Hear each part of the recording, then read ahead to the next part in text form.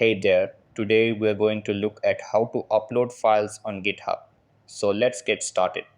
First, open your GitHub account and make sure you're on the dashboard. Over here, tap on the New button in the top left corner to create a new repository. After that, enter the repository name, for example, name it test video. Then choose whether you want the repository to be public or private.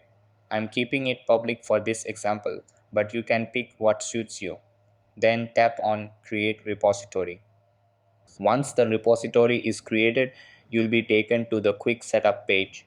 Over here, click on Uploading an existing file.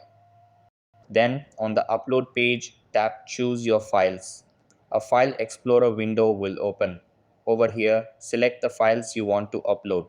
If you already have a file explorer open, then simply drag the files into the browser window. Then click on Commit Changes. Once that's done, your files will be uploaded.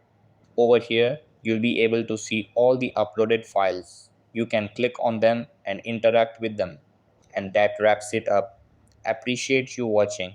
See you in the next.